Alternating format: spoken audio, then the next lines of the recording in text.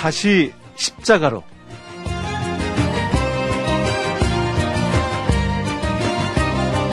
매주 수요일 우리의 신앙을 일상의 삶에 적용시켜보는 다시 십자가로 시간을 갖고 있습니다. 오늘도 눈먼 기독교의 저자 광명계명교회 박태양 목사님 자리해 주셨어요. 할렐루야 목사님 안녕하세요. 네, 반갑습니다. 제가 목사니까 할렐루야 소리를 참 자주 듣거든요. 네.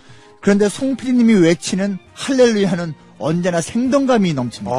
성령님이 송 PD님을 꽉 붙들고 계신 것처럼 느껴져요. 감사합니다. 하여튼 정말 성령님이 도와주시면 좋겠고, 이 방송 조금 전에도 저희가 기도하면서 준비했지만 하나님께서 도와주시지 않으시면 이건 정말 그렇죠. 울리는 꽹과리도 이런 꽹과리가 없습니다. 맞습니다. 하여튼 오늘 성령 충만한 방송, 또 우리 극동방송 가족들이 기도를 많이 해주십니다.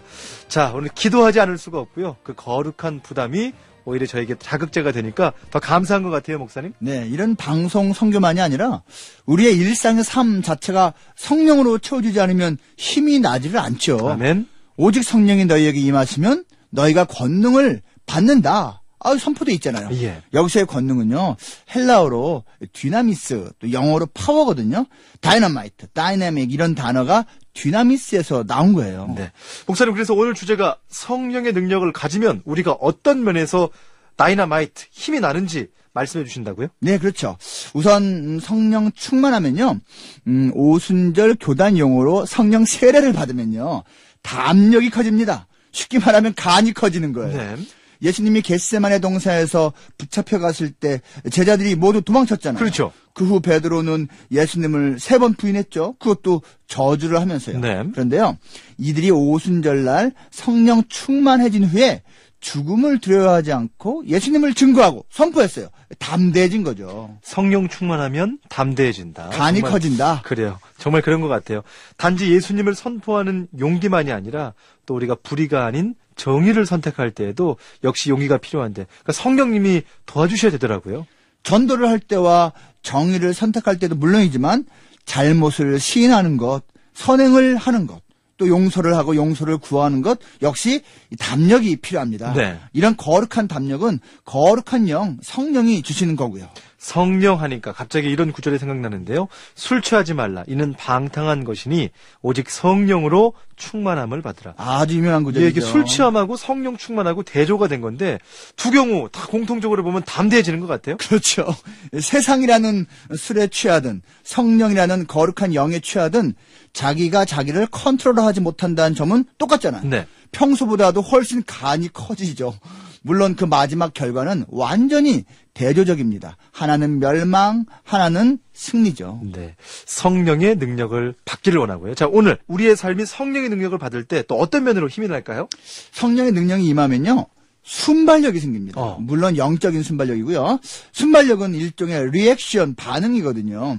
일상 중에 어떤 유혹이 있을 때 순발력을 갖춘 사람은 빨리 그것을 피하고 거절합니다. 네. 반면 평소에 순발력을 키워놓지 못한 사람은요, 유혹 앞에서 뭉그적대요. 그러다가 적당히 타협하죠. 네.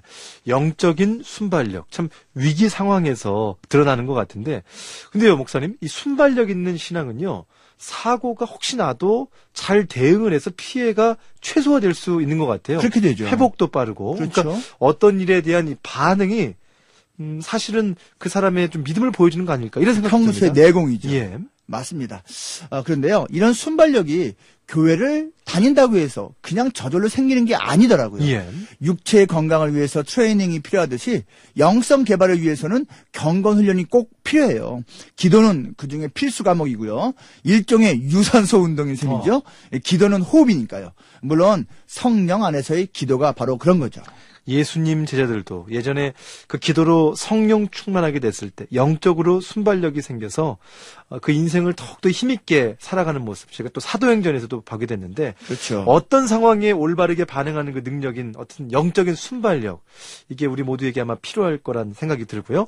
자, 성령 충만하면 어떤 힘이 또 생기나요? 궁금합니다. 성령 충만하면요, 기억력이 좋아집니다. 네? 기억력? 예. 어떤 겁니까? 성령 충만하면 그래서요, 학교 공부하는 것에서 큰 도움이 돼요. 이것은 경험해 본 사람은 알 겁니다. 그런데 오늘 제가 말하는 기억력은요, 특별히 하나님 말씀을 기억하는 것을 말합니다. 하나님 말씀을 기억하지 못해서 인생 망한 사람은 아담과 하와 이후 부지기수죠. 그러네요. 참 하나님을 기억하는 것, 기억력이 좋아진다.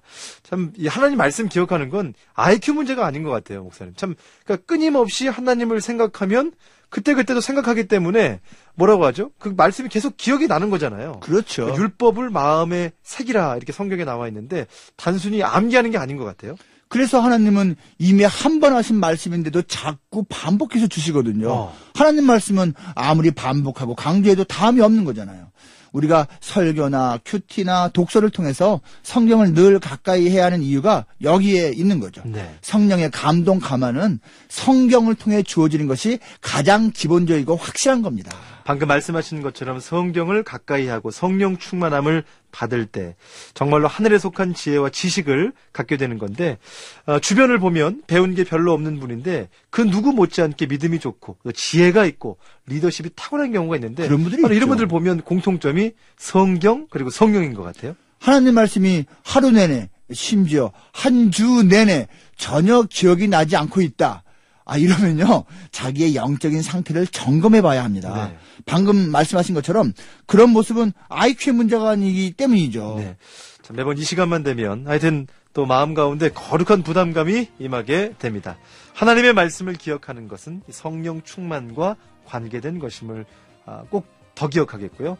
오늘 이 아침 방송가족 모두가 이 3월의 초에 성령 충만하기를 사모하면서 다시 십자가로 광명계명교회 박태양 목사님과 함께했습니다. 언제나 말씀드리지만 저 자신부터 성령 충만하기를 사모합니다. 감사합니다. 오늘도 주 안에서 승리하시기 바랍니다.